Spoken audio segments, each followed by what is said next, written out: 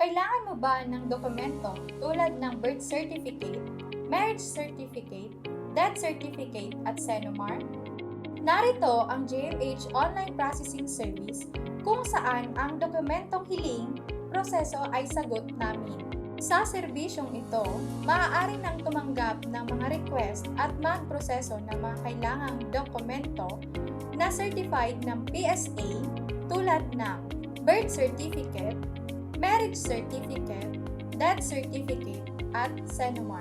Sino ba ang maaaring mag-avail ng GMH Online Processing Service? Kasapi na interesadong mag-request ng kanyang birth o marriage certificate. Kasapi na interesadong mag-request ng birth certificate para sa kanyang mga anak. Kasapi na kailangang kumuha ng death certificate ng kanyang kapamilya o kamag-anak. Kamag-anak ng kasapi na nais mag-request ng dokumento. Insured na kapamilya o kamag-anak o beneficiary ng kasaping namatay. Ano ang mga kinakailangan sa pag-request ng dokumento? Request form. Signed authorization letter mula sa document owner o may-ari ng dokumento. Photocopy ng valid ID na may nakalagay na birth date, larawan at pirma ng may-ari ng dokumento. Kung walang ID, maaaring ibigay ang birth certificate o marriage certificate na inisyu ng local civil registrar. At ang panghuli ay ang bayad para sa pagproseso. Ano ang mga requirements para ma-deliver ang ni-request na dokumento? Signed authorization letter mula sa document owner o may-ari ng dokumento. Photocopy ng valid ID na may larawan at pirma ng may-ari ng dokumentong ni-request. Valid ID na may larawan at pirma ng authorized representative. Magkano ang bayad para sa pagproseso ng document request?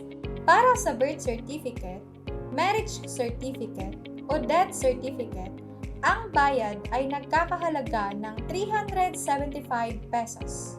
Para naman sa certificate of no marriage o SENOMAR, ang bayad ay nagkakahalaga ng 475 pesos. Ang nasabing rate ay maaaring magbago depende sa singil ng PSA. Kung kaya, ang halagang babayaran sa pag-request ay maaaring magbago sa hinaharap. Paano ang proseso nito? Paano ang proseso nito? Narito ang mga hakbang sa pagtanggap ng document request. Kinakailangang ihanda ng kasapi ang kanyang mga requirements. Sa pagsumite, ito ay dapat i-check ni account officer o branch manager kung kumpleto ang mga detaling hinihingi sa request form at klaruhin muna kung tama ba ang mga nakasulat dito. Huwag tumanggap ng bayad kung hindi kumpleto ang mga requirements o may mga katanungan o dapat klaruhin base sa mga nakasulat sa request form. Ang mga sumusunod na requirements ay isusumite ng branch manager sa CDS. Ang mga requirements na ito ay request form, valid ID, birth certificate o marriage certificate na issued ng local civil registry, remittance form at official receipt. Narito naman ang proseso sa pagbayad para sa request. Sa pagsumite ng request form at iba pang requirements, ang kasaping magre-request ay kailangan bayaran ng buo ang kanyang ni-request na dokumento kay account officer o kay branch bookkeeper.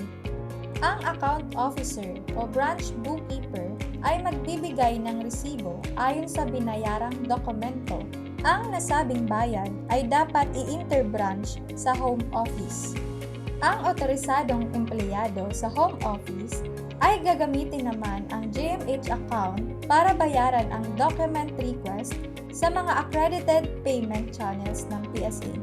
Sa pag-deliver naman, ang mga dokumento ay i-deliver sa pamamagitan ng otorisadong courier ng PSA tulad ng LBC at TOGO.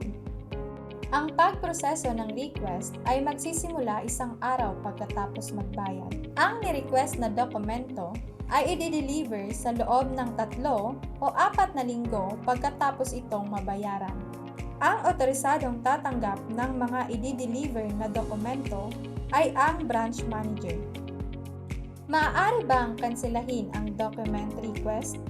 Ang request ay hindi na maaaring kansilahin kung ito ay naproseso na. Kung ang na-request na dokumento ay nabayaran na, ang bayad ay hindi na maaaring i-refund.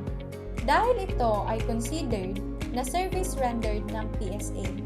Kung mangyaring hindi natanggap at ibinalik ang dokumentong ni-request, ito ay considered pa rin na service rendered.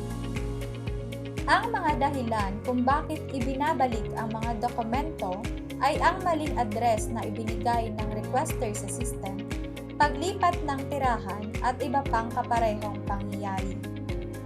Kailangan mo ba ng mga dokumento tulad ng birth certificate, marriage certificate, death certificate at SENOMAR?